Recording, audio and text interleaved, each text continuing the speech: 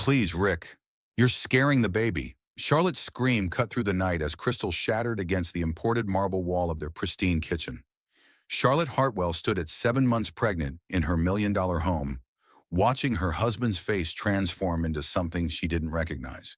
The argument had started over something so simple: dinner plans. She wanted to stay home with her swollen feet elevated, maybe order takeout and watch a movie. Rick insisted they attend the charity gala downtown, complete with networking and his carefully orchestrated public appearances. But this wasn't really about dinner.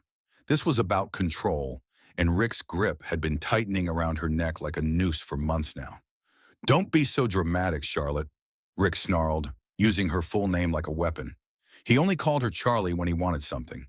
"You're carrying my air. Act like it matters." Tumber. The first shove caught her off guard, sending her stumbling backward against the kitchen island. Her hands flew instinctively to her belly, protecting the life growing inside her. At 29, Charlotte had thought she understood what marriage meant, what love looked like. 5 years with Rick had slowly eroded that understanding. "Rick, please," she whispered, feeling their daughter kick frantically inside her. Even the baby seemed to sense the danger. "I can't go out tonight. My back is killing me, and Dr. Stone said I need to rest more." His laugh was cold, calculated. "Dr. Stone works for me, remember? I pay her bills. She'll say whatever keeps my wife healthy enough to produce healthy children." The second shove was harder, more deliberate. Charlotte's hip struck the marble countertop with a sickening crack that seemed to echo through their cavernous kitchen. Pain shot through her side and she gasped, one hand clutching her belly, the other gripping the counter for support. That's when Rick's fingers tangled in her auburn hair and yanked her head back, forcing her to look at him. His grip was tight enough to bring tears to her eyes, tight enough that she could feel individual strands pulling loose from her scalp. Something inside Charlotte snapped. Not fear. That had been her constant companion for months. This was clarity, sharp and sudden as broken glass. Her phone was already in her trembling hand. 911. 3 numbers that would change everything. "This is it," she whispered to her unborn daughter, feeling the strong kicks of protest against her ribs. "This is where it ends." The phone rang once, twice. Rick's expression shifted from rage to confusion as he registered what she was doing. "Charlotte, what the hell?" 911, what's your emergency?" The operator's voice crackled through the speaker, professional and calm. Rick's grip on her hair tightened, but Charlotte spoke anyway, her voice surprisingly steady despite the terror coursing through her veins.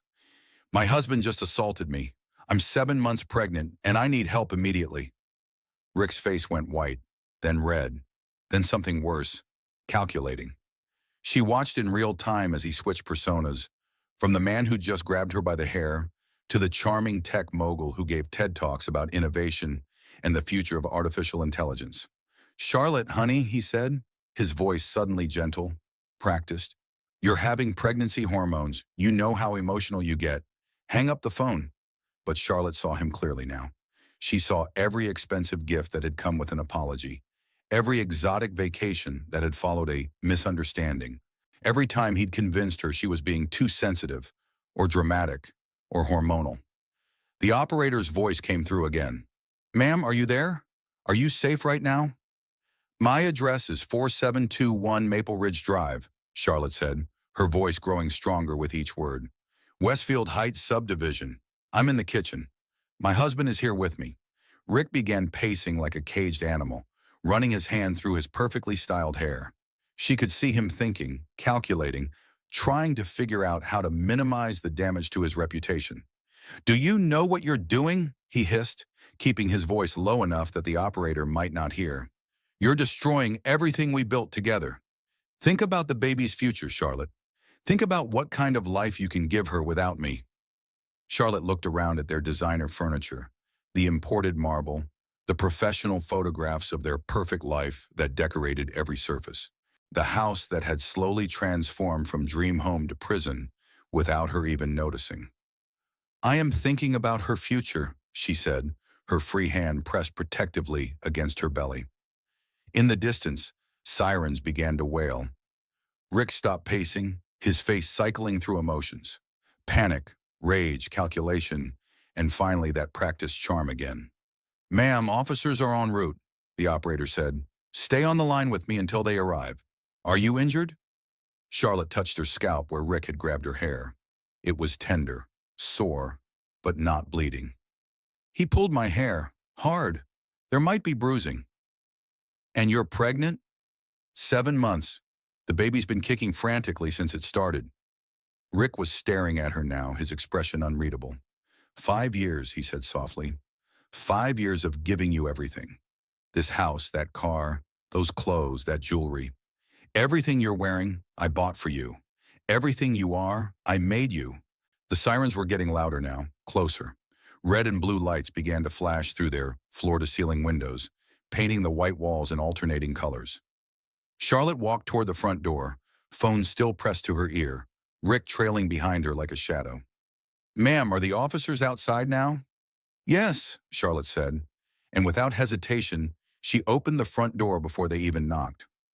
2 police officers stood on her doorstep, one older woman with kind eyes and graying hair, one younger man who looked barely old enough to be out of training. The woman stepped forward. "Mrs. Hartwell, I'm Detective Maria Santos. We received a domestic violence call from this address." "That was me," Charlotte said, and the words felt like jumping off a cliff.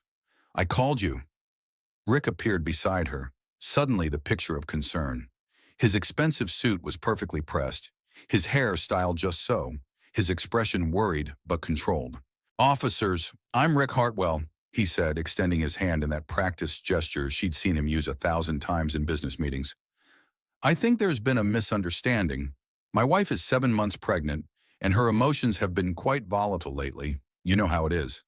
Detective Santos didn't take his outstretched hand. Instead, she looked directly at Charlotte. "Ma'am, we need to speak with you privately. Is there somewhere we can talk?" Charlotte nodded, stepping aside to let the officers enter their home. As she led them toward the living room, she caught sight of herself in the hallway mirror, pale, shaken, her hair disheveled where Rick had grabbed it, but her eyes clear and determined. For the first time in months, she recognized the woman looking back at her. Detective Maria Santos had responded to domestic violence calls for 15 years. She'd seen it all, the bruises, the excuses, the careful choreography of abuse that played out in living rooms just like this one. But something about Charlotte Hartwell struck her immediately. Most victims were either hysterical or completely shut down, dissociated from their trauma. Charlotte was neither. She sat on the edge of the Italian leather sofa, her hands cradling her pregnant belly, and her voice was steady as she recounted the evening's events. "The argument started around 8:30, Charlotte said, glancing at the grandfather clock in the corner. "Rick wanted me to attend a charity gala with him tonight. I told him I was too tired, that my back was hurting and I needed a rest." Officer Tom Bradley, the younger policeman, took notes while Detective Santos listened. Rick paced near the windows, his phone buzzing constantly with what Charlotte assumed were concerned messages from friends and business associates who'd heard the sirens. "Mrs. Hartwell," Detective Santos said gently, "you mentioned on the phone that your husband assaulted you. Can you describe exactly what happened?" Charlotte took a deep breath, feeling her daughter's strong kicks against her ribs. "He shoved me. Twice. The first time caught me off guard. I stumbled backward and had to catch myself on the kitchen island. The second time was harder. I hit the counter with my hip." She lifted her shirt slightly, revealing a dark bruise already forming along her hip bone. Detective Santos photographed it with a professional camera, while Officer Bradley continued writing. "After the second shove, he grabbed my hair," Charlotte continued, unconsciously touching her scalp. "He pulled my head back and held it there while he talked to me. That's when I called 911. Rick stopped pacing. "Detective, I need to correct something here. Charlotte has been under tremendous stress with the pregnancy. Her hormones are affecting her judgment. I never assaulted anyone. I was trying to calm her down." Detective Santos had heard variations of this speech hundreds of times. She turned to Rick with the patient expression of someone who'd mastered the art of letting people reveal themselves. "Mr. Hartwell, where exactly were you when Mrs. Hartwell made the emergency call?" "I was right there with her, obviously, trying to convince her to hang up and discuss this rationally." "And you didn't attempt to stop her from calling?" Rick's jaw tightened almost imperceptibly. "I told her she was overreacting. that calling the police was unnecessary. Detective Santos nodded and made a note. Then she turned back to Charlotte. Mrs. Hartwell, has anything like this happened before? Charlotte hesitated. This was the moment she'd been dreading. Once she said the words out loud, there would be no taking them back, no pretending everything was fine. Not exactly like this, she said slowly, but Rick has ways of controlling situations. Controlling me. Such as? Charlotte looked at Rick, who was staring at her with an expression she couldn't read. He monitors my phone calls. He's installed tracking apps, so he always knows where I am. He controls all our finances. I don't have access to our bank accounts or credit cards without his approval. That's called being responsible with money, Rick interjected. Charlotte has never been good with financial planning. I handle our investments, our accounts, our financial future. When did this financial arrangement begin? Detective Santos asked. About 2 years ago, Charlotte admitted. Rick said it would be simpler if he managed everything. He said I could focus on other things. Like what? Charlotte realized she couldn't answer that question. What had she been focusing on for the past 2 years? Decorating their house according to Rick's specifications? Attending social events where she smiled and nodded while he networked? Trying to get pregnant because Rick wanted an heir? I used to work, she said suddenly. I was a marketing executive at Davidson Communications. I was good at my job. When did you stop working? 3 years ago. Rick said it would be better for our relationship if I didn't have the stress of a career. He said he made enough money for both of us. Detective Santos photographed the bruise on Charlotte's scalp where Rick had grabbed her hair, then examined the kitchen where the initial altercation had taken place. She noted the fresh dent in the marble wall where something had struck it, the scattered pieces of what looked like an expensive crystal glass. Mr. Hartwell, she said, returning to the living room, how do you explain the damage in the kitchen? Rick's composure slipped for just a moment. Charlotte threw a glass. She was hysterical. Actually, Charlotte said quietly, you threw it. At the wall behind me. Mrs. Hartwell, I need to ask you a difficult question, Detective Santos said, sitting down across from her. Do you feel safe staying in this house tonight?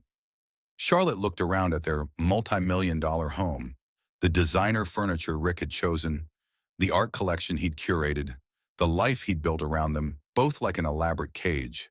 She thought about sleeping in the same bed with a man who'd grabbed her hair and shoved her while she was carrying his child. No, she said simply. I don't. Rick's phone rang, and he glanced at it with obvious frustration. This is ridiculous. Officers, my wife is clearly having some kind of pregnancy-related emotional episode. She's been seeing a therapist for anxiety, Dr. Rebecca Martinez downtown. You can call her tomorrow and confirm that Charlotte has been struggling with irrational fears. I've been struggling with fears that are apparently rational, Charlotte said, her voice growing stronger. Fears that my husband might hurt me. Detective Santos stood up. Mr. Hartwell, based on Mrs. Hartwell's statement and the physical evidence we've observed, I'm placing you under arrest for domestic violence. The room went silent except for the grandfather clock ticking in the corner. Rick's face cycled through disbelief, rage, and finally, cold calculation. Detective, you're making a serious mistake, he said as Officer Bradley approached with handcuffs. I'm Rick Hartwell. I employ over 300 people in this city. I sit on the hospital board, the Arts Council, and the Mayor's Economic Development Committee. One phone call from my attorney will have you investigating parking violations by morning. Detective Santos had heard this speech before too. Mr. Hartwell, you have the right to remain silent. As the Miranda rights were read, Charlotte watched her husband's carefully constructed facade finally crack completely. His charm evaporated, replaced by raw fury. You'll never survive without me, Charlotte, he snarled as the handcuffs clicked into place. You have nothing. You are nothing. You're a college dropout who couldn't even keep a job at a second-rate marketing firm. Without my money, without my connections, you're nobody. The words hit her like physical blows, designed with surgical precision to destroy what remained of her confidence. For a moment, Charlotte felt the familiar wave of self-doubt, the voice in her head that whispered, maybe he was right. Maybe she was making a terrible mistake. But then her daughter kicked hard against her ribs, as if reminding her why they were fighting this battle. Charlotte stood up from the sofa, all 5 feet and 6 inches of her, and looked directly into Rick's eyes. Then I guess I'll find out who I really am, she said. The police station at midnight felt like another planet. Charlotte sat in an interview room that smelled of disinfectant and stale coffee, her hands wrapped around a foam cup of lukewarm tea that someone had brought her. Through the small window in the door, she could see officers moving back and forth in the hallway, their voices a low murmur of official business. Detective Santos returned with a thick folder of paperwork and settled across from her at the metal table. The fluorescent lights were harsh, unforgiving, but somehow Charlotte felt more clear-headed than she had in months. "Mrs. Hartwell, I need you to understand something," Detective Santos began. "I've been doing this job for 15 years. I've seen hundreds of domestic violence cases, and most women in your situation take weeks, sometimes months, to decide whether to press charges. You made the call while it was happening." Charlotte shifted in the uncomfortable chair, trying to find a position that didn't put pressure on her bruised hip. "I guess I finally stopped making excuses for him." "Tell me about that. The excuses." Charlotte closed her eyes, thinking back over the past few years. When had it started? When had Rick's concern become control, his protection become possession? "It was gradual," she said slowly. "At first I thought it was sweet that he wanted to know where I was all the time. He said he worried about me, that he loved me so much he couldn't stand the thought of anything happening to me." "When did that change?" "The tracking apps appeared on my phone about 18 months ago. Rick said it was for safety. What if I had a car accident and couldn't call for help? The apps would let him find me immediately." Detective Santos nodded, writing notes. "What about your job? You mentioned you used to work in marketing." "I was good at it," Charlotte said, and she could hear the surprise in her own voice. "I'd forgotten how good I was. I managed accounts worth millions of dollars. I supervised a team of 12 people. I won awards. What made you quit?" Charlotte touched her belly, feeling her daughter's restless movements. "Rick said the stress wasn't good for our relationship. He said I was always tired, always distracted by work problems. He said if I really loved him, I'd want to focus on building our life together." "And your friends? Your coworkers?" Charlotte's throat tightened. "They stopped calling after a while. Rick would always have something planned when they invited me out. Or he'd suggest we invite them over instead, and then monopolize the conversation talking about his business deals. Eventually, the invitations stopped coming." Detective Santos leaned forward. "Charlotte, that's called isolation. It's one of the classic patterns of abuse. The abuser gradually separates the victim from their support system." "But he never hit me before tonight," Charlotte protested. "He never even raised his voice, really. He just managed things. Managed me." "Physical violence is usually the last escalation, not the first sign. What you're describing, the financial control, the surveillance, the isolation from friends and family, those are all forms of abuse." Charlotte stared at the foam cup in her hands. "My mother warned me 2 years ago at Christmas dinner. She pulled me aside and said Rick seemed too controlling, that she was worried about me. I was so angry with her. I told her she was jealous of our success, our happiness." "And when was the last time you spoke to your mother?" "Christmas last year. Rick said her negativity was bad for the baby, that we needed to surround ourselves with positive energy during the pregnancy." Detective Santos handed Charlotte a tissue as tears began to slide down her cheeks. "I haven't talked to my own mother in 8 months, Charlotte whispered. "She's going to be a grandmother, and I haven't even sent her a picture from my ultrasounds." The door opened, and Officer Bradley stuck his head in. "Detective, Mrs. Hartwell's attorney is here." Charlotte looked up, confused. "My attorney? But I haven't called anyone." A moment later, a tall woman in her 50s entered the room, carrying a leather briefcase and wearing an expression of determined professionalism despite the late hour. "Mrs. Hartwell, I'm Sarah Chen, an attorney with Women's Legal Advocacy. Detective Santos called me. I represent victims of domestic violence pro bono." Charlotte shook her head. "I can't afford an attorney. Rick controls all our money." "That's exactly why I'm here," Sarah said, settling into a chair. "Charlotte, may I call you Charlotte? You don't need Rick's money to get legal representation. There are resources available to help women in your situation." Detective Santos slid a stack of papers across the table. "Charlotte, These are the forms to file a protective order against Rick. It will legally require him to stay away from you and have no contact with you while the case is pending. Charlotte stared at the papers as if they were written in a foreign language. What does that mean exactly? It means he can't come to wherever you're staying, Sarah explained. He can't call you, text you, email you, or contact you through third parties. He can't come to your workplace or anywhere else you regularly go. But I don't have a workplace. I don't have anywhere to go. Sarah opened her briefcase and pulled out a card. There's a women's shelter downtown that has a special program for pregnant women. Clean, safe, and completely confidential. Rick would have no way of finding you there. The thought of a women's shelter filled Charlotte with a mixture of relief and terror. Relief that such a place existed. Terror that she actually needed it. Detective Santos, she said slowly, what happens to Rick now? He's been booked on domestic violence charges. He'll see a judge in the morning for arraignment. If he posts bail, he'll be released with conditions, most likely including a no-contact order with you. Charlotte's hands trembled as she signed the protective order paperwork. Each signature felt like she was erasing the life she thought she'd known, the future she'd imagined. Mrs. Hartwell, Detective Santos said gently, I need to ask you something, and I want you to think carefully before you answer. Is there any possibility that Rick has been violent with other women in the past? Charlotte froze, her pen hovering over the signature line. I don't know. Why do you ask? Men like Rick don't usually start with grabbing someone by the hair. There's usually a progression, a history, sometimes in previous relationships.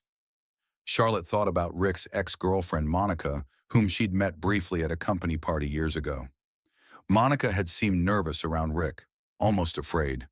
At the time, Charlotte had assumed it was just awkwardness from seeing an ex-boyfriend with his new girlfriend. There was a woman named Monica Stevens, she said slowly. They dated for about 2 years before he met me. When I met her, she seemed scared of him, maybe, but I thought it was just weird to see your ex with someone new. Detective Santos and Sarah exchanged a look. Charlotte, Sarah said, would you be willing to help us try to contact Monica? If Rick has a pattern of abuse, it could significantly strengthen your case. Charlotte nodded, then stopped. But what if she doesn't want to get involved? What if she's moved on and doesn't want to revisit that part of her life? That's her choice to make, Detective Santos said, but she might be grateful that someone is finally holding Rick accountable. As Charlotte finished signing the paperwork, her phone buzzed with a text message. Then another, all from numbers she didn't recognize. Friends and business associates of Rick's, Sarah said, glancing at the messages.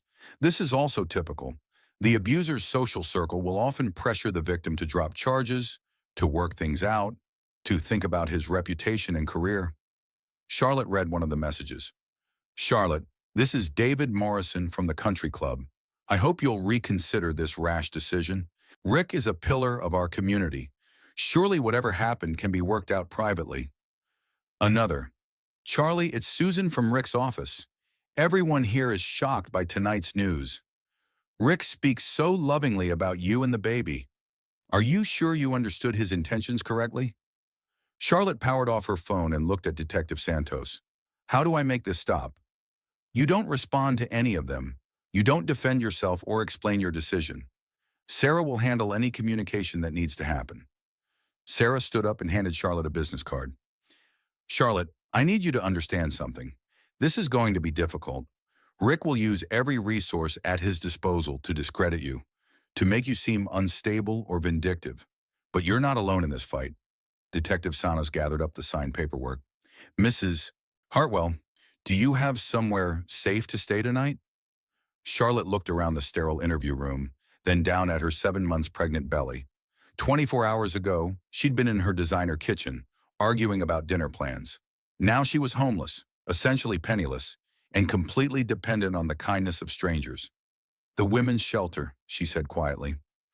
I can drive you there, Detective Santos offered. It's a good place, Charlotte. You and your baby will be safe there. As they gathered their things to leave, Charlotte caught sight of herself in the reflective surface of the interview room window. Her hair was still mussed from where Rick had grabbed it. Her expensive clothes looked rumpled and out of place, but her eyes were clear. Detective, she said as they walked toward the parking lot, I have one more question. What's that? Do you think I'm doing the right thing? Detective Santos stopped walking and turned to face her. Charlotte, in 15 years of doing this job, I've never seen a woman call 911 while the assault was happening. Most women take months to work up the courage to make that call. You protected yourself and your baby in the moment when it mattered most. I think you're the strongest woman I've met all year. As they drove through the empty streets toward the women's shelter, Charlotte realized that for the first time in months, she wasn't afraid of what tomorrow might bring. She was terrified, yes, but not afraid. There was a difference, and that difference felt like freedom. The women's shelter looked like an ordinary apartment complex from the outside. Beige brick, small balconies, a playground visible in the courtyard. Charlotte had driven past similar buildings hundreds of times without ever imagining she might need their services. Inside, the common room was painted in soft colors and furnished with comfortable couches that had clearly been chosen for durability rather than style.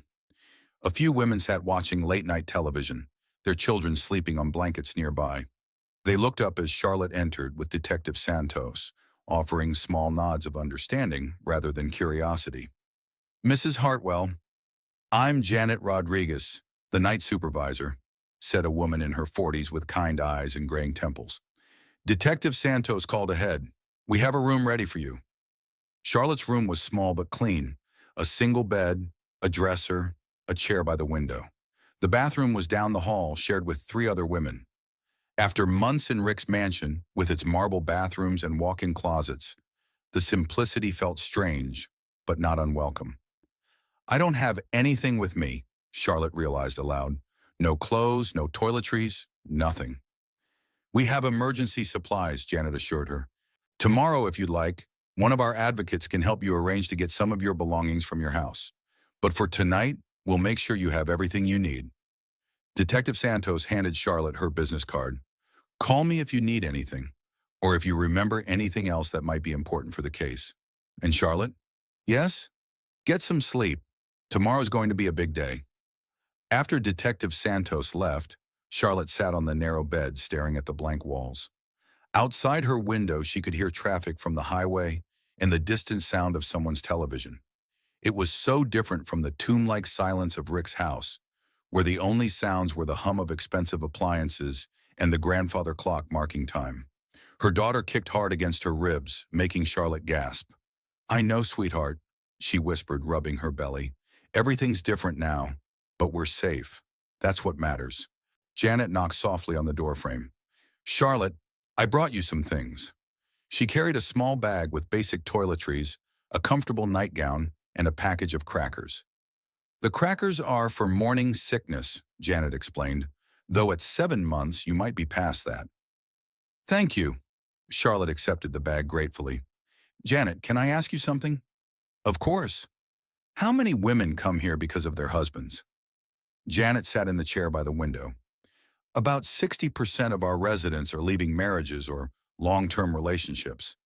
The other 40% are usually leaving boyfriends or occasionally family situations." Do most of them go back?" Janet's expression was gentle but honest. "Some do. Leaving an abusive relationship is complicated, especially when there are children involved, when the woman has been financially dependent, when there are threats about custody or immigration status. But Charlotte, every woman who walks through our doors is stronger than she thinks she is." "I don't feel strong. I feel terrified." "That's normal. You've just made one of the most difficult decisions a person can make. It's natural to feel scared." Charlotte looked out the window at the city lights spreading into the distance. Somewhere out there, Rick was probably in a jail cell, furious and planning his next move. Somewhere else, their house sat empty, full of expensive things that suddenly seemed meaningless. "Janet, what happens now? I mean, practically speaking, I don't have any money, any credit cards, any way to support myself and the baby. Tomorrow you'll meet with one of our social services advocates. She'll help you apply for emergency assistance, medical coverage for your pregnancy, and housing assistance for after the baby is born. There are resources available, Charlotte. You won't fall through the cracks."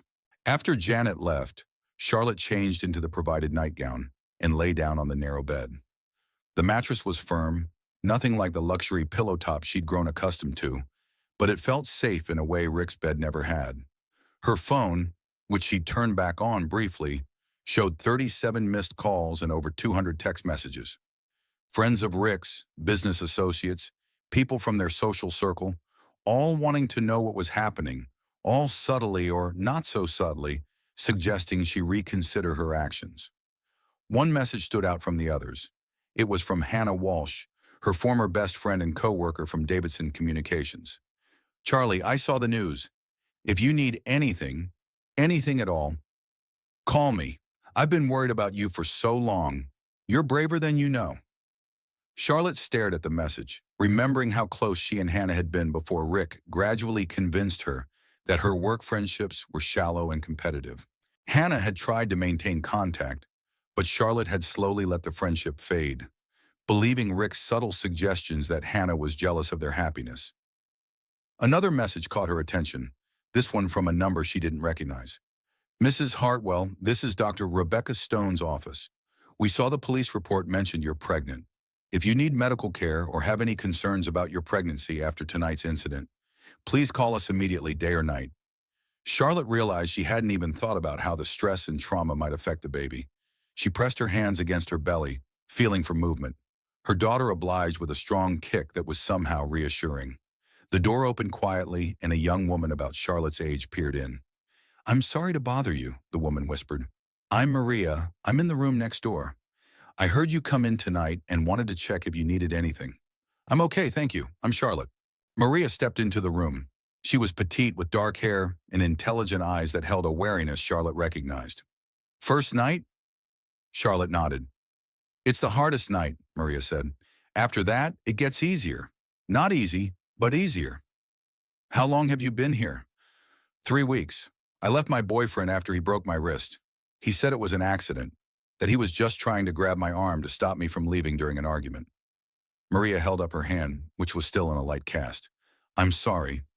"Don't be sorry. Be proud. You made the call while it was happening. That takes incredible courage." Charlotte hadn't thought of it as courage. It had felt like desperation, like the instinctive reaction of a mother protecting her child. "Maria, can I ask you something? Do you ever wonder if you made the right choice?" Maria sat on the edge of the bed. "Every day. But then I remember that the last thing he said to me before I left was that next time he'd make sure I couldn't call for help. The violence doesn't get better, Charlotte. It only gets worse."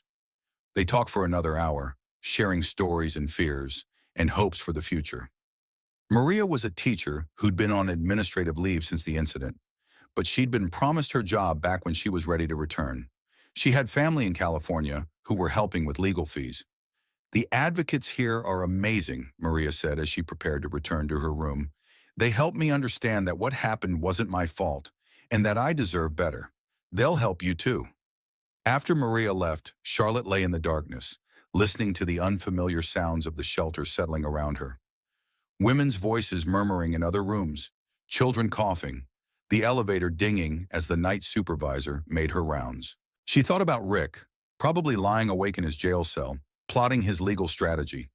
She thought about their house, empty and cold, all those expensive things waiting in the darkness. She thought about the life they'd planned together. The baby showers that wouldn't happen now, the nursery they'd decorated in soft yellows and greens, the future that had seemed so certain just 24 hours ago. But more than anything, she thought about the moment she dialed 911, the moment she'd chosen her daughter's safety over everything else. That moment had changed everything, had revealed a strength she didn't know she possessed. Her phone buzzed with one final message of the night. This one was from her mother. "Charlotte, I don't know what's happening, but whatever it is, I love you and I'm here if you need me. Call me when you're ready. Mom." Charlotte closed her eyes and felt tears sliding down her cheeks. Not tears of sadness or fear, but tears of relief. For the first time in years, she wasn't alone. Charlotte woke to sunlight streaming through unfamiliar windows and the sound of children playing in the courtyard below. For a moment, she forgot where she was, expecting to see Rick's modern bedroom with its wall of windows overlooking their perfectly manicured lawn. Instead, she saw beige walls and a small dresser, and reality came flooding back. Her first thought was of the baby. She placed her hands on her belly and waited, holding her breath until she felt the familiar flutter of movement that meant her daughter was okay. A soft knock on the door interrupted her morning assessment. "Charlotte, it's Janet. Are you awake? Come in." Janet entered with a cup of tea and a concerned expression. "How did you sleep?" "Better than I expected," Charlotte admitted, accepting the tea gratefully. "What time is it?" "Just after 9. You missed breakfast in the dining room, but I saved you some pastries and fruit. There's someone here to see you. Sarah Chen, your attorney." Charlotte's stomach clenched. She'd hoped for at least one peaceful morning before diving back into the legal complications of her situation. "Is everything okay?" "She has some updates about Rick's arraignment this morning. She's waiting in the conference room whenever you're ready." Charlotte dressed quickly in the clothes Janet had provided, simple jeans and a soft sweater that stretched over her belly. Looking in the small mirror above the dresser, she barely recognized herself without makeup or her usual careful styling.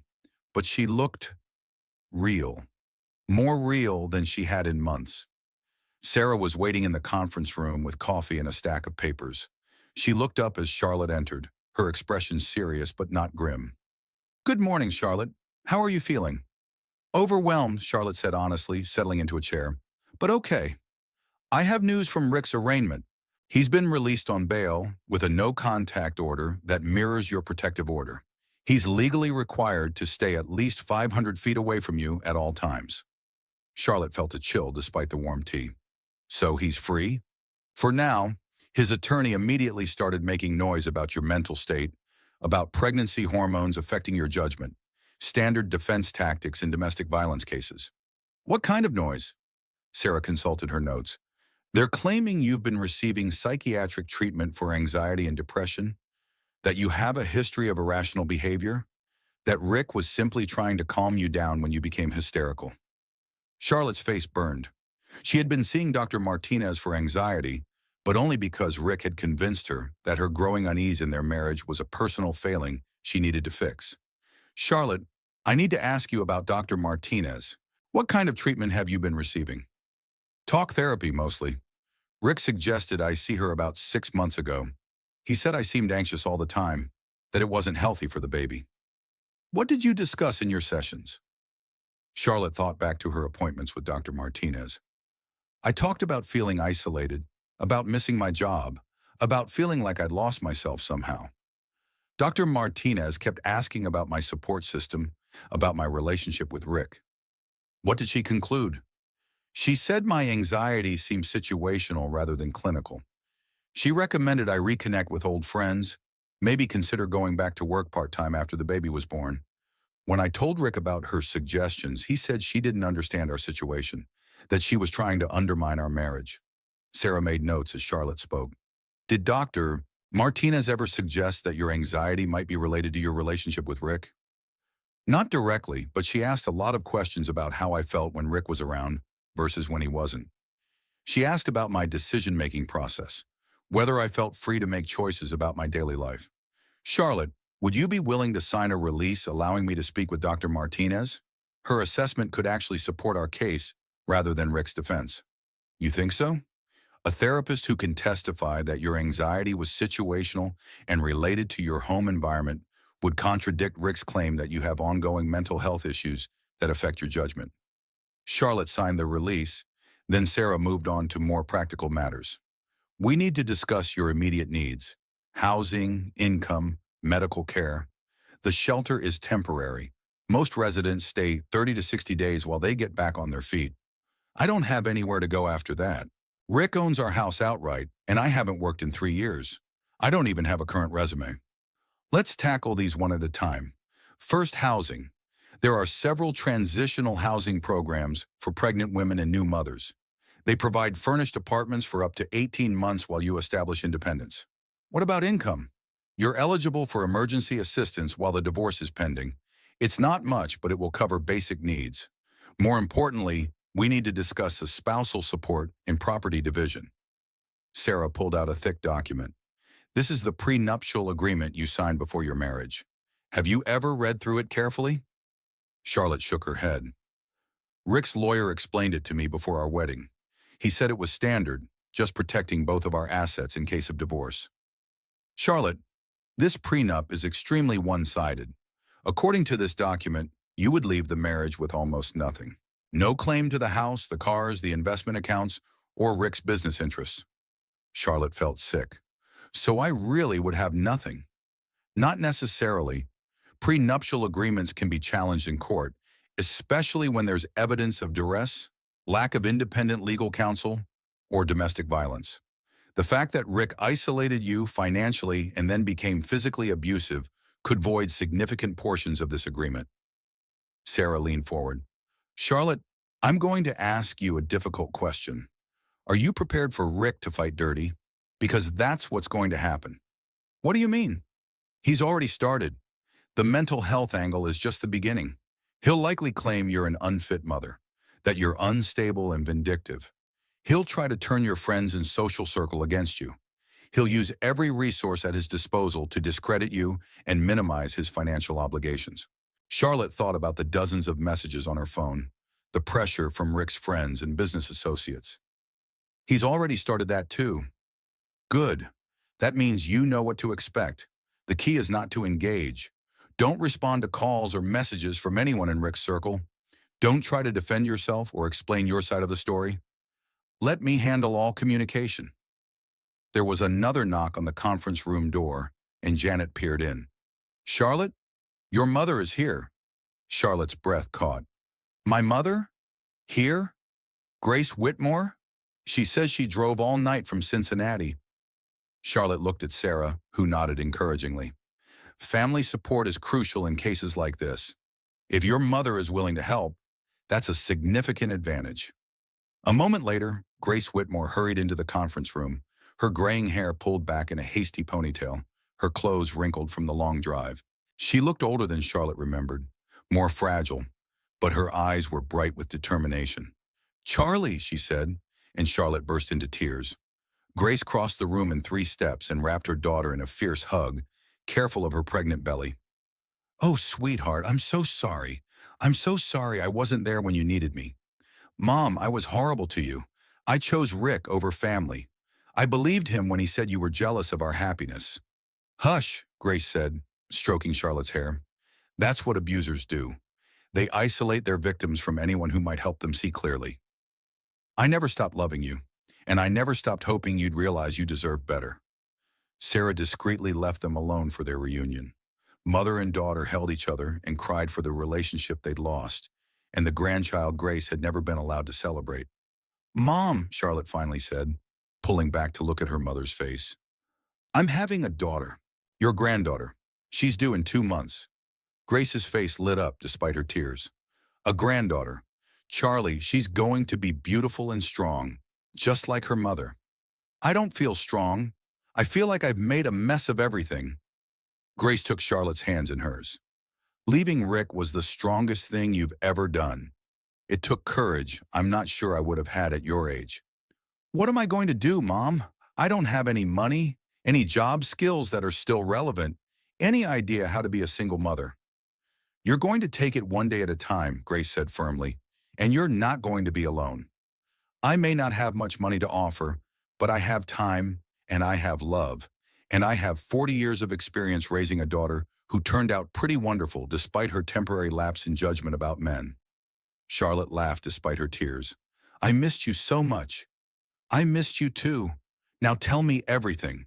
I want to know about my granddaughter, about your plans, about how I can help.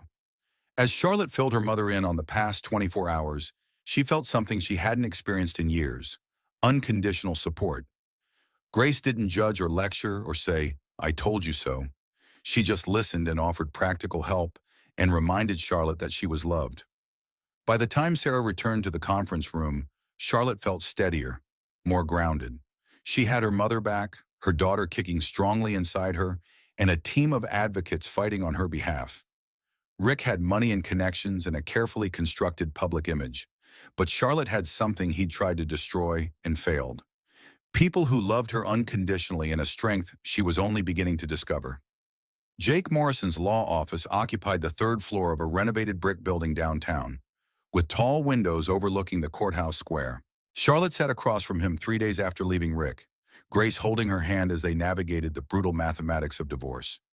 Jake was younger than Charlotte had expected, maybe 40, with kind eyes behind wire-rimmed glasses and the slightly rumpled appearance of someone who cared more about winning cases than impressing clients. Sarah Chen had recommended him as one of the best family law attorneys in the state, especially for high-asset divorces involving domestic violence. Mrs. Hartwell, Jake began, spreading documents across his mahogany desk. I've reviewed your case file and the prenuptial agreement. I'm going to be direct with you. Rick is going to fight dirty. Charlotte had heard this warning from everyone now, but it still made her stomach clench. What exactly does that mean? It means he'll use every resource at his disposal to paint you as an unstable, vindictive woman who's trying to destroy a successful man's life and reputation. He'll claim you're having a mental breakdown, that you're an unfit mother, that you're motivated by greed rather than safety concerns. Jake pulled out a thick manila folder.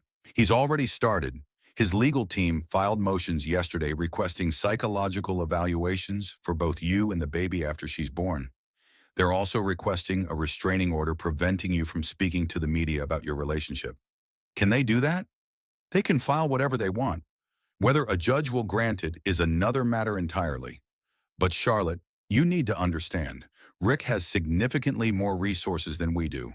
His legal team probably costs more per month than most people make in a year. Grace squeezed Charlotte's hand. Are you saying we can't win? Jake's expression grew determined. I'm saying we need to be strategic. Fortunately, Rick's arrest and the physical evidence work strongly in our favor. And Charlotte, the prenuptial agreement might not be as ironclad as Rick thinks. He opened the prenup to a page marked with sticky notes. This agreement was negotiated by Rick's attorney with no independent legal counsel for Charlotte. She signed it 2 weeks before their wedding, under circumstances that could be considered duress. I remember feeling like I had no choice, Charlotte said. Rick's lawyer presented it as standard protection for both of us.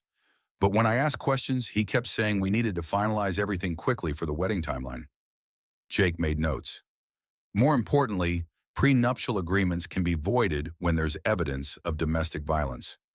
If we can establish a pattern of abuse, financial, emotional, and physical, we can argue that the entire agreement was signed under coercion. Charlotte felt a flicker of hope. What would that mean? It would mean you'd be entitled to equitable distribution of marital assets. Rick's net worth is approximately $12 million. Half of that would provide significant security for you and your daughter. The number made Charlotte dizzy. She'd lived with Rick's wealth for years, but had never really understood its scope. $6 million? Potentially. But Charlotte, fighting for that level of assets means a prolonged court battle. Rick will make it as ugly in public as possible. Are you prepared for that? Charlotte looked at her mother, then down at her belly where her daughter was currently practicing what felt like karate moves against her ribs. What's the alternative? Rick's current settlement offer. Jake slid another document across the desk. He's willing to provide $50,000 in cash, continuation of your health insurance through the birth, and a monthly payment of $2,000 in child support. $2,000 a month from a millionaire? Grace asked incredulously. It's actually below the state guidelines for child support based on his income, Jake confirmed. He's banking on Charlotte being too scared or too financially desperate to fight for more. Charlotte studied the settlement offer, thinking about the tracker apps on her phone, the canceled credit cards, the gradual isolation from everyone who cared about her. Rick was still trying to control her, even from a distance. What about custody? She asked. Jake's expression grew serious. That's where it gets complicated. Rick is requesting 50-50 custody once the baby is born. His lawyers are arguing that despite the domestic violence incident, he poses no threat to the child. But he grabbed me while I was pregnant. That was threatening the baby too. We'll make that argument. But Charlotte, family courts generally favor both parents having access to their children unless there's direct evidence of abuse toward the child specifically. The thought of handing her newborn daughter over to Rick for half of every week made Charlotte feel physically ill. There has to be another way. Jake leaned forward. There might be. If we can establish a pattern of abuse, not just the single incident that led to his arrest, we can argue for supervised visitation only. But that requires evidence. What kind of evidence? Other victims who are willing to testify.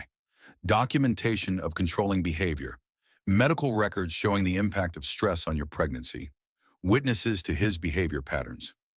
Charlotte thought about Rick's ex-girlfriend Monica, about Dr. Martinez's notes about her situational anxiety, about Hannah and her other former friends who'd witnessed Rick's gradual takeover of her life. Detective Santos mentioned trying to contact Rick's ex-girlfriend Monica. Do you think she'd be willing to testify? If we can find her, and if she's willing to revisit what might be a traumatic period of her life, that's a lot of ifs. Grace spoke up. What about Charlotte's former co-workers? Surely they noticed changes in her behavior after she married Rick. Jake nodded. That's actually a good angle. We can subpoena employment records, performance reviews, testimony from supervisors and colleagues about Charlotte's competence and stability before Rick's control escalated. Charlotte felt overwhelmed by the complexity of building a legal case around the gradual erosion of her autonomy. Jake, how long will all this take? If we settle quickly, we could have everything finalized before the baby's born. If we fight for equitable distribution and restricted custody, we're looking at 6 to 12 months of litigation. And if we lose? Jake was quiet for a moment. If we lose, you get what Rick's offering now. Minimal assets and 50-50 custody. But Charlotte, I need you to know something. I've been practicing family law for 15 years, and I've never seen a more clear-cut case of financial and emotional abuse. The fact that it escalated to physical violence while you were pregnant gives us significant leverage. Charlotte closed her eyes, feeling her daughter's movements inside her. In 2 months, she'd be born into this complicated world of legal battles and custody arrangements and financial negotiations. She deserved better than that. I want to fight, Charlotte said quietly. Not for the money. Well, not just for the money, for the principle. Rick spent years convincing me I was nothing without him. If I take his settlement offer, I'm proving him right. Grace smiled. That's my daughter talking. Jake gathered the documents. All right then, we fight. But Charlotte, I need you to prepare yourself for what's coming. Rick's team will investigate every aspect of your life. They'll interview anyone who's ever known you, looking for evidence that you're unstable or vindictive. They'll make this personal in ways that might be very painful. More painful than living with Rick? Point taken. Let's get to work. Over the next 2 hours, Jake outlined their strategy. They would request financial records going back 5 years to establish Rick's assets and income.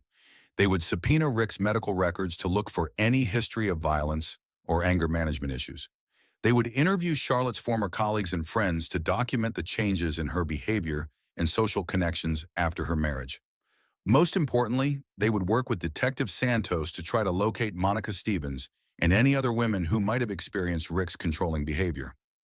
As they prepared to leave, Jake handed Charlotte a card. This is Dr. Jennifer Walsh, a forensic psychologist who specializes in domestic violence cases. Rick's team is going to request psychological evaluations. We need to make sure you're evaluated by someone who understands the impact of abuse on victims. Charlotte looked at the card, then at her mother, then at Jake. One more question. Do you think we can win? Jake smiled for the first time since they'd arrived. Charlotte, I think Rick has no idea what he's up against. He's used to controlling the narrative, controlling you, controlling the situation. But in my courtroom, with a judge who's seen it all, his money and charm don't automatically win the day. Justice isn't guaranteed, but it's possible, and that's worth fighting for. As they walked back to Grace's car, Charlotte felt her daughter kick hard against her ribs. What do you think, sweetheart? She murmured to her belly, ready to show Daddy that his girls are stronger than he thought. The answering kick felt like agreement. Charlotte discovered the frozen bank accounts when she tried to buy groceries. Standing in the checkout line at the supermarket with her mother, watching other customers go about their ordinary Tuesday morning shopping, Charlotte swiped her debit card for $17 worth of prenatal vitamins and fresh fruit. The transaction was declined. She tried again, thinking it might be a technical error. Declined. I'm sorry, the teenage cashier said, looking embarrassed. Do you have another card? Charlotte pulled out her credit card, the one she'd used for 5 years without ever thinking about limits or approval. Declined. The woman behind them in line sighed audibly. Charlotte felt her face burning as she stepped aside to let others pass. her mother quickly paying for the groceries with cash. Outside in the parking lot, Charlotte called the bank from her cell phone, her hands shaking as she navigated the automated system. Mrs. Hartwell, the customer service representative said after Charlotte provided her identification information, your accounts have been frozen at the request of the primary account holder, pending resolution of legal proceedings. The primary account holder? Richard Hartwell. These are joint accounts, but he holds primary authorization. Charlotte sank onto a bench outside the store, feeling like she couldn't breathe. What does that mean exactly? It means you have no access to funds in any accounts bearing your name until the freeze is lifted by court order or by mutual agreement of both parties. But I need money for food, for medical appointments, for basic survival. I understand your situation, ma'am, but I can't override the freeze. You'll need to resolve this through the legal system. Charlotte hung up and immediately called Jake Morrison. He froze everything, she told him as soon as he answered. All our accounts, my credit cards, everything. Jake's sigh was audible even over the phone. I was afraid of this. It's another control tactic, and unfortunately, it's legal since he's the primary account holder. How is that legal? It's my money too. Technically, since you haven't been employed during the marriage, Rick can claim the accounts contain only his earnings. We can fight it, but getting a court order takes time. Charlotte watched other shoppers loading groceries into their cars, going about normal lives where they could buy food and pay bills without requiring court approval. How much time? A week, maybe 2 if Rick's lawyers file objections. Jake, I'm 7.5 months pregnant. I have a doctor's appointment tomorrow that I can't pay for. Can your mother help temporarily? Charlotte looked at Grace, who was loading their small bag of groceries into her modest sedan. Her mother was a retired teacher living on Social Security and a small pension. She'd offered to help however she could, but Charlotte knew her resources were limited. Some, but Jake, this is exactly what Rick wanted. He's making me desperate, making me dependent on charity from family and strangers. Charlotte, are you still at the shelter? Yes, but only for another week. After that, I need to find somewhere else to go. Come to my office this afternoon. We're going to file an emergency motion for temporary spousal support and access to marital funds. This kind of financial abuse is exactly what family courts are designed to prevent. After hanging up, Charlotte sat on the bench feeling overwhelmed by the practical realities of leaving Rick. She'd known he controlled their finances, but she'd never fully understood what that meant until now. Grace sat beside her. Charlie, what did the lawyer say? He can fight it, but it'll take time. Mom, I feel so stupid. How did I let myself become so dependent on him? You didn't let anything happen, Grace said firmly. Rick systematically isolated you from your income, your friends, your family, and your independence. That wasn't carelessness on your part. It was calculated abuse on his. Charlotte's phone buzzed with a text message from an unknown number. This is Patricia from Rick's office. I wanted to let you know that your car has been reported stolen. The police may contact you about returning it. Charlotte stared at the message. He reported my car stolen. Grace read over her shoulder. Can he do that? If it's registered in his name, probably. Charlotte felt fresh waves of humiliation washing over her. Mom, I don't even own my own car. I've been living in a fantasy where I thought I was an equal partner in a marriage, but I was really just a very expensive employee he could fire at will. Her phone rang. It was Detective Santos. Charlotte, I wanted to give you a heads up. We've been contacted by Rick's attorney claiming you violated the protective order by taking property that doesn't belong to you. You mean the car? The car, some jewelry, clothing purchased with his credit cards. It's harassment, pure and simple, but you should be prepared for them to push every technicality. Charlotte looked down at her wedding ring, a 3-carat diamond that had cost more than most people's annual salary. She'd never thought to ask whose name was on the receipt. Detective Santos, am I in legal trouble? Not from our perspective. You're entitled to your personal belongings and reasonable transportation. But Charlotte, Rick's lawyers are going to make your life as difficult as possible. They want you to give up and take whatever settlement he offers. After the call ended, Charlotte and Grace drove to Jake's office in Grace's car, leaving Charlotte's luxury SUV in the shelter parking lot to avoid any complications with the theft claim. Jake was waiting with Sarah Chen and a stack of legal documents. We're filing 3 motions today, Jake announced. Emergency spousal support, access to marital funds for basic living expenses, and a contempt citation against Rick for financial abuse. Sarah added, we're also requesting an expedited hearing. Cutting off a pregnant woman's access to food and medical care is exactly the kind of behavior that judges take seriously. How long before I can access money? Charlotte asked. If we get lucky with the docket, maybe by Friday. If Rick's lawyers object and request their own hearing, it could be 2 weeks. Charlotte thought about her dwindling cash, the expired food stamps she was too proud to use, the medical bills that would start arriving soon. There's something else, Jake said, sliding a document across the desk. Rick's team filed a motion requesting immediate DNA testing after the baby is born. DNA testing? He's questioning whether it's his child? It's another intimidation tactic. He knows the baby is his. You've been married 5 years and haven't been anywhere without his tracking apps knowing about it. But questioning paternity is a way to suggest you're promiscuous or dishonest. Charlotte felt sick. How can he do that? How can he try to destroy me and then question whether he's the father of my child? Sarah leaned forward. Charlotte, this is what we warned you about. Rick is going to use every legal mechanism available to break you down psychologically. The goal is to make you so exhausted and humiliated that you'll accept any settlement just to make it stop. But we're not going to let that happen, Jake added. Every one of these frivolous motions makes him look more controlling and vindictive to the judge. He's building our case for us. Charlotte's phone buzzed with another message, this time from Hannah Walsh. Charlie, I heard what's happening through the professional grapevine. I have some vacation time saved up. Can I help? Can I visit? Can I do anything? Charlotte showed the message to the lawyers. Actually, yes, Sarah said. We need character witnesses, people who can testify about your competence and stability before Rick's control escalated. Your former co-workers could be crucial. Charlotte typed back to Hannah. Yes, please, I need all the friends I can get right now. Hannah's response was immediate. On my way, we're going to fight this together. As Charlotte left Jake's office, she realized that Rick's escalating attacks were having an unintended consequence. Instead of isolating her further, his obvious cruelty was motivating people to stand up for her. Hannah was coming. Her mother was here. Jake and Sarah were fighting for her. Rick had money and power and a carefully constructed public image. But Charlotte was discovering something he tried to destroy and failed. A network of people who believed she deserved better and were willing to fight alongside her to prove it. Standing outside the law office, feeling her daughter's strong movements inside her, Charlotte made a decision. Rick wanted to make this ugly in public. Fine. Let him. She was ready to show the world who he really was behind his charming facade.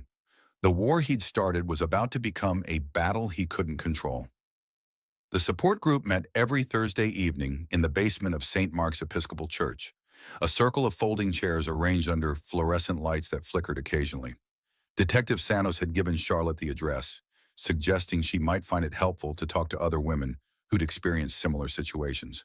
Charlotte almost didn't go. She'd spent the week dealing with lawyers and frozen bank accounts and the humiliation of having her credit cards declined in public. The idea of sitting in a circle and sharing her problems with strangers felt overwhelming. But Hannah had driven down from Indianapolis that afternoon, and she'd insisted they go together. You need to see that you're not alone in this, Hannah said as they parked outside the church. And honestly, Charlie, I need to see it too. I've been beating myself up for months wondering if I should have said something when I noticed how much you changed after marrying Rick. The church basement smelled like coffee and old carpet. About 15 women sat in the circle, ranging in age from early 20s to mid-60s. Some held children in their laps. Others sat alone, arms wrapped around themselves like armor. The facilitator was a woman named Rebecca Martinez, not Charlotte's former therapist, but someone who shared her name and a similar approach of gentle questions and patient listening. Tonight we have 2 newcomers, Rebecca said as Charlotte and Hannah found seats. Charlotte and Hannah, would you like to introduce yourselves, or would you prefer to just listen tonight? Charlotte started to say she'd just listen, but then she looked around the circle and saw herself reflected in too many faces. The careful makeup that didn't quite hide exhaustion, the expensive clothes that seemed to sit wrong on women who looked diminished inside them, the hyper-vigilance of people who'd learned to read danger in every social interaction. "I'm Charlotte," she said quietly. "I left my husband 6 days ago after he assaulted me while I was pregnant. I'm here because I'm trying to figure out how to rebuild my life from nothing." "I'm Hannah," her friend added. "I'm here because I love Charlotte, and I'm trying to understand how I missed the signs that she was in an abusive marriage." Rebecca nodded. "Both of those are valid reasons to be here. Charlotte, when you say rebuild from nothing, what does that mean to you?" Charlotte touched her belly unconsciously. "It means I'm 31 weeks pregnant. I haven't worked in 3 years. I have no access to money, no car, nowhere to live after next week, and no idea how to be a single mother. My husband controlled everything. Our finances, my daily schedule, my social connections, even my medical care. I'm starting over completely." A woman across the circle named Janet raised her hand. "How long were you married?" 5 years, but the control started slowly. Looking back, I can see it was happening from the beginning, but it was so gradual I didn't notice until I was completely isolated." "That's how it works," said another woman, Linda, who looked to be in her 50s. "My ex-husband spent 20 years convincing me I was incompetent. I believed I couldn't balance a checkbook, couldn't make decisions, couldn't survive without him. Turns out I'm actually pretty good at all those things." "How long have you been out?" Charlotte asked. 2 years. Best 2 years of my life, even though the first 6 months were terrifying." Rebecca guided the conversation as women shared their stories. Charlotte heard variations of her own experience: the gradual erosion of independence, the financial control, the isolation from friends and family, the way abuse escalated so slowly that victims blamed themselves for not recognizing it sooner. "I keep thinking I should have known," Charlotte said during her turn to share. "I'm an intelligent woman. I had a successful career. How did I let myself become so dependent on someone who was systematically destroying me?" "Because that was his full-time job," said Maria, a woman about Charlotte's age holding a sleeping toddler. "My therapist told me something that changed everything. She said, 'You were trying to be a good wife while he was trying to be a good abuser. You both succeeded. It's not your fault that you trusted someone you loved.'" After the official meeting ended, several women approached Charlotte privately. "I testified in Linda's divorce case," said Janet, "and she testified in mine. When abusers have similar patterns of behavior, our testimonies support each other." "Would you be willing to testify about Rick if we needed you?" Hannah asked. "If it would help, yes. But more than that, we have resources." Linda's ex-husband was also a wealthy businessman who tried to destroy her financially during their divorce. She learned a lot about protecting yourself legally. Linda joined their conversation. "Charlotte, has your lawyer filed for discovery on Rick's assets?" "I think so. There's so much legal terminology, I'm not always sure what's happening." "Make sure they look for hidden accounts, offshore investments, assets transferred to family members. Men like our exes don't keep all their money where lawyers can easily find it. They also don't usually limit their controlling behavior to just one relationship," added another woman, Patricia. "Have you tried to contact any of his ex-girlfriends?" Charlotte nodded.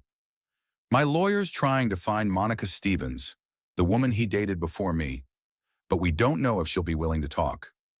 Patricia smiled grimly. "She'll talk. Trust me, she's been waiting years for someone to ask the right questions." As the group dispersed, Rebecca approached Charlotte with a business card. "This is Dr. Jennifer Walsh, the forensic psychologist your lawyer probably mentioned. She also runs a workshop for women going through high-conflict divorces. It's designed to help you understand the legal process and protect yourself emotionally during litigation." Charlotte took the card gratefully. "Is it expensive?" "It's free for domestic violence survivors, funded by grants and donations from women who've been where you are." Driving home in Hannah's car, Charlotte felt something she hadn't experienced in months: hope. Not naive optimism, but realistic hope based on seeing other women who'd survived similar situations. "Hannah, can I ask you something?" "Anything." "When did you first realize something was wrong with my marriage?" Hannah was quiet for several minutes. "Remember the Christmas party at Davidson 3 years ago? You and Rick came together, but every time someone tried to talk to you, Rick would interrupt or steer the conversation back to his business deals." Charlotte remembered that party. She'd been excited to see her former colleagues. But Rick had monopolized every conversation, talking about artificial intelligence and startup funding, while Charlotte stood beside him like an accessory. I thought he was just nervous about meeting my work friends. Maybe at first, but then I watched him guide you away from conversations, physically positioning himself between you and other people. When Sarah from accounting asked if you missed working, Rick answered for you. He said you were much happier focusing on your marriage and preparing for the family you'd start soon. Charlotte felt a chill. I remember being embarrassed by that. We weren't even trying to get pregnant yet. That's when I knew something was seriously wrong. But Charlie, I didn't know how to bring it up without seeming like I was attacking your husband. I was afraid you'd choose him over our friendship. I probably would have, back then. The important thing is that you're choosing differently now. And you're not alone. I'm going to stay in town until after the baby's born. I've already talked to my boss about remote work. Charlotte felt tears burning her eyes. Hannah, you can't put your life on hold for me. I'm not putting my life on hold. I'm prioritizing what matters. You're my oldest friend, and you're about to become a single mother while fighting a legal battle against a man with unlimited resources. I'm exactly where I'm supposed to be. That night at the shelter, Charlotte lay in her narrow bed thinking about the women in the support group. Linda, who'd survived 20 years of psychological abuse and now ran her own bookkeeping business. Janet, who'd left with 3 children and no money and was now studying to become a paralegal. Maria, who'd finished her nursing degree while raising her daughter alone. They'd all rebuilt their lives from nothing. They'd all discovered strength they didn't know they possessed. They'd all chosen freedom over security, truth over comfort. Her daughter kicked hard against her ribs as if responding to Charlotte's thoughts. You're going to be born into a complicated situation, sweetheart, Charlotte whispered to her belly. But you're also going to be born to a mother who finally knows her own worth. That's worth fighting for. Her phone buzzed with a text from an unknown number. Charlotte, this is Monica Stevens. Detective Santos contacted me about Rick. I've been waiting for this call for 6 years. Can we talk? Charlotte sat up in bed, her heart racing. Monica, Rick's ex-girlfriend, the missing piece of their case against him. She typed back immediately. Yes, thank you for being brave enough to reach out. The response came quickly. You're the brave one. Rick destroyed my life for 2 years, but I was too ashamed to report it. What you did, calling 911 while it was happening, that took incredible courage. Charlotte stared at the message, realizing that her split-second decision to dial for help hadn't just saved herself and her daughter. It might finally give other women the justice they'd been denied. Rick's war against her was about to become something he hadn't anticipated. A reckoning with his past that would reveal patterns he'd spent years hiding. The deposition room felt like a battlefield. Rick sat across from Charlotte at a polished conference table, flanked by 3 lawyers whose combined hourly rates exceeded most people's annual salaries. He wore his most expensive suit, his hair perfectly styled, his expression calibrated to project injured innocence and controlled concern. Charlotte barely recognized him. This wasn't the man who'd grabbed her by the hair in their kitchen 2 months ago. This was the public Rick, the tech mogul who gave keynote speeches about innovation and the future of artificial intelligence. The charm was dialed up to maximum wattage, designed to make her look unstable by comparison. But Charlotte had something Rick didn't expect: documentation. Over the past 6 weeks, with Grace's help, she'd reconstructed the timeline of her isolation. Hannah had provided emails showing how Rick gradually convinced Charlotte to decline social invitations. Dr. Martinez had testified about Charlotte's situational anxiety and its correlation with Rick's controlling behavior. Most damaging of all, Monica Stevens had agreed to testify. Jake Morrison sat beside Charlotte, calm and prepared. Across the table, Rick's lead attorney, David Blackstone, shuffled through papers with theatrical efficiency. Mrs. Hartwell, Blackstone began, you've made some very serious accusations against my client. Let's start with the night of the alleged assault. Had you been drinking that evening? No, I'm 7 months pregnant. Had you taken any medications? Prescription drugs for anxiety, perhaps? Charlotte glanced at Jake, who nodded slightly. I take a prenatal vitamin and a low-dose iron supplement for anemia. That's all. But you have been receiving psychiatric treatment for anxiety and depression, haven't you? I was seeing Dr. Martinez for anxiety, yes. She determined it was situational rather than clinical. Blackstone made a note. Situational anxiety. Related to your pregnancy? Related to my marriage. Rick's jaw tightened almost imperceptibly, but Charlotte caught it. The mask was starting to slip. Mrs. Hartwell, isn't it true that you called Dr. Martinez's office multiple times expressing paranoid concerns about your husband monitoring your activities? Jake leaned forward. Objection to the characterization of documented surveillance as paranoid concerns. Sustained, said the court reporter, though this wasn't technically a courtroom proceeding. Blackstone had overreached, and everyone knew it. Let me rephrase. Mrs. Hartwell, you expressed concerns about Mr. Hartwell tracking your location? Yes, because he was tracking my location. He installed GPS monitoring apps on my phone without my knowledge. Charlotte watched Rick's face carefully as Jake presented the phone records they'd subpoenaed. Rick had accessed her location data an average of 15 times per day for the past 2 years. The parking lot of her obstetrician's office, the grocery store, the library where she'd started volunteering before Rick convinced her it was too stressful. Mr. Hartwell, Jake said, addressing Rick directly, can you explain why you felt it necessary to check your wife's location 15 times per day? Rick's charm faltered for just a moment. Charlotte has always been somewhat scattered. I worried about her safety, especially during the pregnancy. Were you concerned she might be lying to you about where she was going? Of course not. It was purely about safety. Jake slid another document across the table. These are phone records showing text message frequency between you and Mrs. Hartwell. On average, you sent her 23 text messages per day, demanding to know her activities, who she was with, when she'd be home. Does that seem like normal spousal concern to you? Blackstone objected, but the damage was visible on Rick's face. He was losing control of the narrative. Mrs. Hartwell, Blackstone continued, let's discuss your employment history. You voluntarily left your job 3 years ago, correct? I left because Rick convinced me it would be better for our marriage. No one forced you to quit? Charlotte thought carefully about how to answer. Rick made it clear that my continued employment was incompatible with his vision of our relationship. He said a wife's primary responsibility was supporting her husband's career.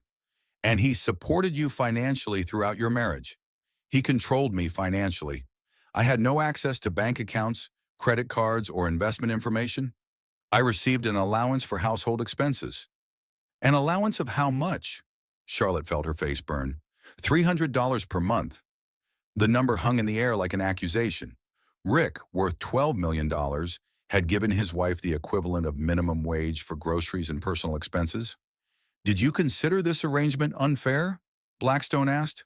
I considered it demeaning, but Rick said it was temporary until we had children and I could focus on being a mother. And now you're pregnant. Wasn't this the life you planned together? Charlotte placed her hands on her belly, feeling her daughter's strong kicks. I planned to raise children in a loving home, not a house where I was afraid of my husband's anger. Mrs. Hartwell, on the night in question, you claim my client grabbed you by the hair. Can you describe the force used? Charlotte touched her scalp unconsciously. Hard enough to pull hair loose from my scalp. Hard enough to bring tears to my eyes. But no permanent injury occurred? The bruising lasted 2 weeks. And this single incident led you to call police and file for divorce? Charlotte looked directly at Rick as she answered. This single incident of physical violence followed years of emotional and financial abuse. I called police because I was afraid for my baby's safety. Rick's control finally cracked. That's ridiculous, he snapped. I would never hurt my child, Jake pounced. But you would hurt your child's mother while she was carrying your child? I didn't hurt anyone. Charlotte was hysterical, and I was trying to calm her down. By grabbing her hair? By preventing her from having a complete breakdown that could have endangered the baby. Charlotte watched Rick dig his own grave with every word. He was revealing exactly what Jake had predicted, his absolute belief that controlling her was his right even now. Mr. Hartwell, Jake continued, how would you describe your approach to managing household finances? I handle our investments and major expenses. Charlotte manages day-to-day household needs. With a $300 monthly allowance? With a reasonable household budget. Jake presented bank statements showing Rick's personal spending, $5,000 per month on restaurants and entertainment, $10,000 on his luxury car lease, $1,500 on personal training and massage therapy. Your personal spa treatments cost more per month than your wife's entire household allowance? Rick's facade was crumbling visibly now. Charlotte doesn't understand investment strategy or financial planning. I protected our assets. From your wife? From poor financial decisions? Mr. Hartwell, when did you install tracking software on Mrs. Hartwell's phone? I don't recall the specific date. Was it before or after she expressed interest in returning to work part-time? Rick hesitated too long. I'm not sure there's a connection.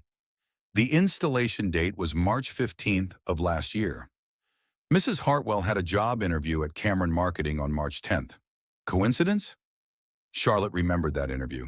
She'd been excited about the possibility of returning to work, using her skills again, having her own income. Rick had been supportive until the actual interview, then suddenly concerned about the stress affecting her fertility treatments. I wanted to know if she was safe driving to job interviews, Rick said weakly. Is that why you also monitored her text messages and email? The deposition continued for 4 hours. Rick's lawyers objected repeatedly, but Jake had done his homework. Every controlling behavior was documented. Every financial restriction was quantified. Every isolation tactic was exposed. The final blow came when Jake introduced testimony from Monica Stevens. Mr. Hartwell, are you familiar with Monica Stevens? Rick's face went white. We dated briefly several years ago. For 2 years, according to Miss Stevens' testimony, she describes a pattern of behavior remarkably similar to what Mrs. Hartwell experienced. Financial control, location tracking, isolation from friends and family. The relationship ended when you threw her car keys at her face during an argument. That's a lie. Ms. Stevens has photos of the bruising and medical records from her emergency room visit that night. Rick's lawyers were conferring frantically, clearly unprepared for this revelation. Mr. Hartwell, how many other women have you subjected to this pattern of control and violence? I've never been violent with anyone. Except for grabbing your pregnant wife by the hair? I was trying to help her. Charlotte realized Rick genuinely believed his own narrative. In his mind, controlling her was helping her. Monitoring her was protecting her. Isolating her was improving their relationship. Mr. Hartwell, Jake said quietly, do you believe Mrs. Hartwell has the right to make decisions about her own life? Rick looked confused by the question. Of course. Then why did you require her permission to leave the house? Why did you control her access to money? Why did you monitor her every movement? Someone had to manage the household. Someone had to make responsible decisions. And Mrs. Hartwell wasn't capable of being responsible. Charlotte held her breath as Rick considered his answer. This was the moment Jake had been building toward, getting Rick to admit his fundamental belief that Charlotte was incompetent to manage her own life. Charlotte is intelligent, Rick said slowly, but she's not practical. She's emotional, impulsive. She needed guidance. From you, from someone who understood the bigger picture. And if she disagreed with your guidance? Rick's expression hardened. Then she was wrong. The room fell silent. Rick had just confessed. He saw controlling Charlotte as his right, even his responsibility, because he believed she was incapable of making good decisions without his oversight. Jake gathered his documents. No further questions. As they left the deposition, Charlotte felt lighter than she had in months. Rick's mask had finally slipped completely, revealing the man she'd been married to. Someone who genuinely believed his wife was his property to manage. How do you think we did? Charlotte asked Jake as they reached the parking garage. Jake smiled. Charlotte, Rick just spent 4 hours explaining to a court reporter why he had the right to control every aspect of your life. His own lawyers looked sick by the end. I think we did very well indeed. Charlotte's phone buzzed with a text from Hannah. Monica called me. She says 3 more women have reached out after hearing about the case. Rick's pattern goes back over a decade. Charlotte showed the message to Jake, who whistled low. Rick just went from defending one domestic violence case to potentially facing testimony from multiple victims. His reputation, his business relationships, his entire public image, it's all about to unravel. As Charlotte drove to the shelter with her mother, she felt her daughter kicking strongly inside her. "You hear that, sweetheart?" she said to her belly. "Your daddy just proved in a legal deposition that he thinks women are too stupid to make their own decisions. But your mama's about to show him exactly how wrong he is." 3 months later, Charlotte Bennett, she'd reclaimed her maiden name, signed the final divorce papers in Judge Patricia Andrews' chambers. The settlement was more than fair. It was justice. Rick had agreed to terms that would have been unthinkable 8 months earlier. Charlotte received $4 million in assets, full custody of their daughter with Rick limited to supervised visitation, and monthly child support that would ensure their daughter never wanted for anything. More importantly, the case had become public when local news picked up the story of the tech mogul, whose pattern of abuse stretched back over a decade. 4 women had ultimately testified against Rick, painting a picture of systematic manipulation that destroyed his carefully crafted public image. "How does it feel?" Grace asked as they walked out of the courthouse, Charlotte carrying 2-month-old Emma Grace Bennett in her arms. Charlotte paused on the courthouse steps, breathing freely for the first time in years. Emma was perfect. 10 fingers, 10 toes, and her mother's determined spirit, if her strong grip was any indication. Scary, Charlotte admitted. Exciting, real. The fear was manageable now.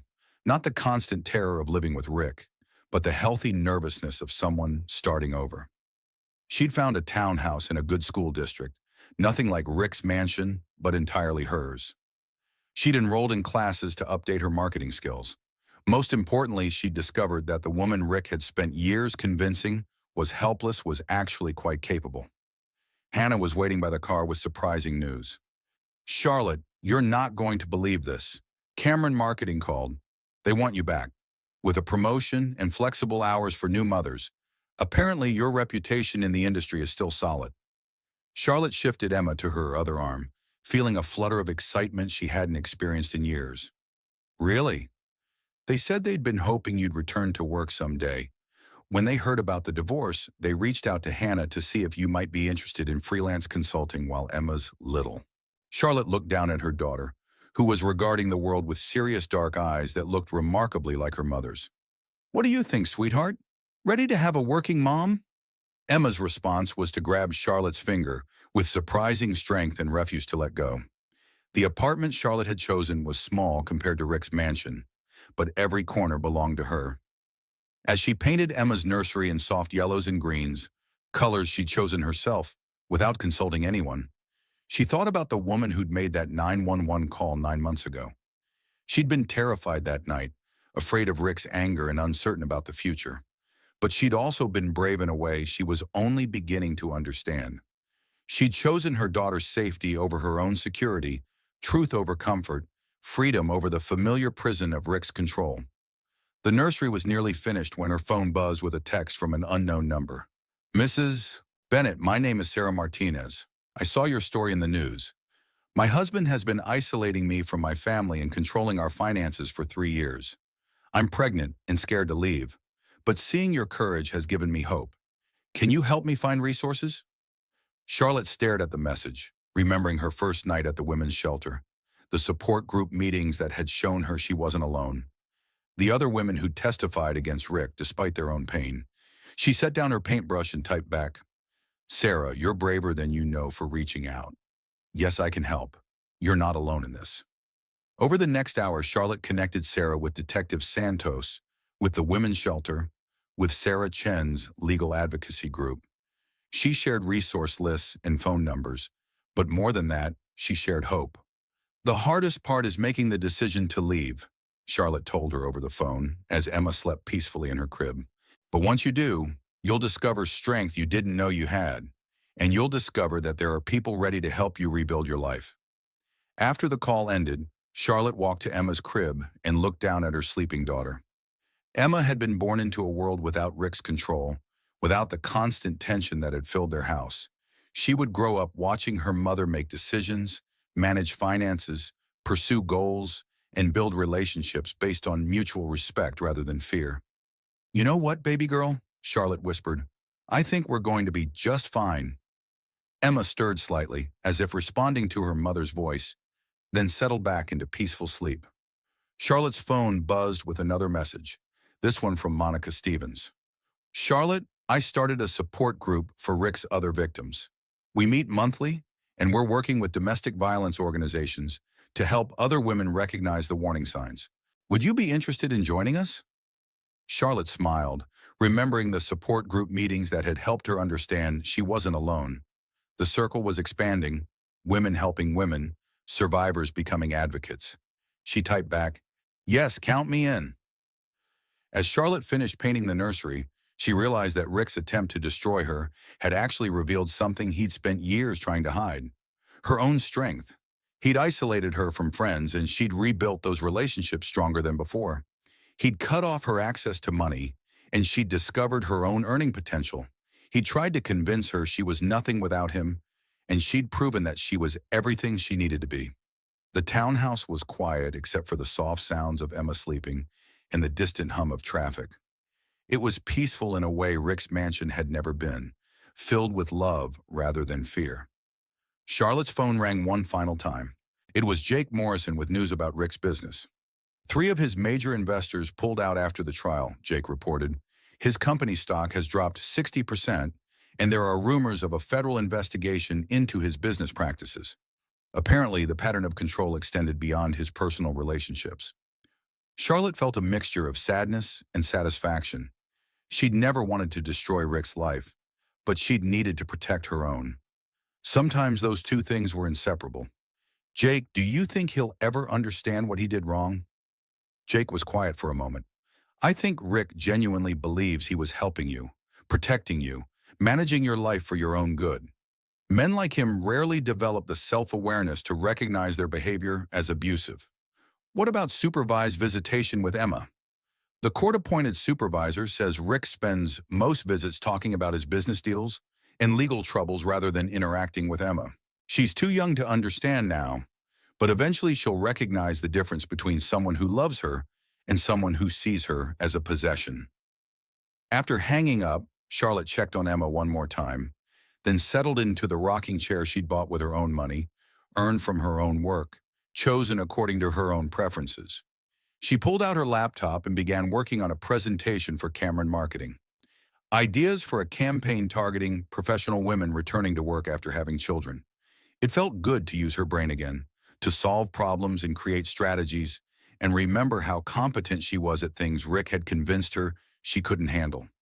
As she worked, Charlotte thought about all the women who'd reached out since her story became public. Women in marriages like hers, women afraid to leave, women just beginning to recognize that their partner's love looked suspiciously like control. She was no longer just Charlotte Bennett, single mother rebuilding her life. She was Charlotte Bennett, survivor and advocate, living proof that it was possible to escape even the most carefully constructed prison. Her daughter kicked in her sleep, making small sounds of contentment that filled Charlotte's heart. Emma would grow up knowing that her mother had chosen courage over comfort, truth over security, freedom over fear. That was the best inheritance Charlotte could give her, the knowledge that women were strong enough to save themselves and generous enough to help save each other. Outside, the sun was setting over their small city, painting the sky in shades of pink and gold. Charlotte closed her laptop, picked up her sleeping daughter, and stood by the window watching the world wake up to tomorrow. "Ready for whatever comes next, sweetheart?" she whispered to Emma. The baby stirred and opened her eyes, looking directly at her mother with an expression that seemed to say, "With you, I'm ready for anything." Charlotte smiled, kissing Emma's forehead gently. They'd built something beautiful from the ashes of Rick's control, a life based on love rather than fear, choices rather than commands, hope rather than despair. It was exactly the beginning they both deserved. Epilogue. 1 year later, Charlotte stood at the podium of the annual Conference for Domestic Violence Advocates, looking out at an audience of social workers, attorneys, law enforcement officers, and survivors. Emma sat quietly in her stroller nearby, now a toddler with Charlotte's determined expression and an independent spirit that made her mother proud. "When I called 911 that night," Charlotte began, "I thought I was just protecting my unborn daughter from one moment of violence. I had no idea I was actually protecting both of us from a lifetime of diminishing ourselves to manage someone else's need for control." The audience was quiet, attentive. In the front row, Detective Santos nodded encouragingly. "The hardest part wasn't leaving Rick," Charlotte continued. The hardest part was rebuilding my belief in my own judgment. When someone spends years convincing you that your perceptions are wrong, your emotions are excessive, your decisions are flawed, it takes time to trust yourself again. She looked down at Emma, who was quietly examining a board book about strong women throughout history, a gift from Grace, who'd become the grandmother she'd always dreamed of being. But here's what I learned. The strength you need to leave is the same strength you need to rebuild. The courage required for that first phone call is the same courage that helps you start over. The voice that says, "This isn't right," is the same voice that will guide you toward what is right. After her presentation, women approached with stories, questions, and gratitude. A young teacher who'd left her controlling boyfriend after hearing Charlotte's story. A grandmother who'd helped her daughter escape a marriage similar to Charlotte's. A police officer who'd started asking different questions during domestic violence calls. Monica Stevens was there too, now running a nonprofit organization for survivors of financial abuse. "Charlotte, we've helped over 200 women in the past year," she reported, "and it all started with your decision to call for help while it was happening instead of waiting until it was too late." As Charlotte packed up her materials, she reflected on how much had changed. Her work with Cameron Marketing had expanded into a full-time position with benefits and flexibility for single mothers. Emma was thriving in daycare, already showing signs of the independence and confidence Charlotte hoped to nurture. Rick's supervised visits had dwindled to monthly, then quarterly, then stopped altogether when he moved to another state to rebuild his career away from the reputation he'd destroyed. Emma didn't ask about her father yet, but when she did, Charlotte would tell her the truth, that some people love by controlling and some people love by supporting freedom, and it was important to know the difference. The support group Charlotte had joined now met in her living room twice a month. Women at various stages of leaving, healing, and rebuilding gathered to share resources and strength.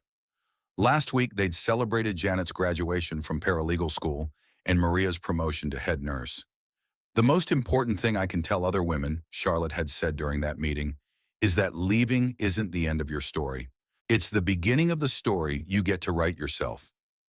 Now, driving home from the conference with Emma babbling happily in her car seat, Charlotte felt the deep satisfaction of a life reclaimed and purpose found. Her phone showed several missed calls from women who'd heard her speak and wanted help finding resources in their own communities.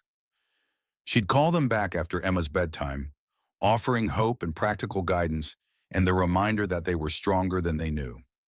At home, Charlotte fed Emma dinner while reviewing job applications from women seeking positions at companies that offered domestic violence survivors a fresh start. It was work that felt meaningful in ways her old career never had, using her skills not just to sell products, but to rebuild lives. As she tucked Emma into her crib that night, Charlotte thought about all the women who were sitting in the situations like hers had been. Isolated, controlled, afraid to leave because they couldn't imagine surviving on their own. "Sweet dreams, baby girl," she whispered to Emma. "Tomorrow we're going to keep showing the world that women can save themselves and each other." Emma reached up and grabbed Charlotte's finger with that familiar strength, holding on tight as she drifted off to sleep.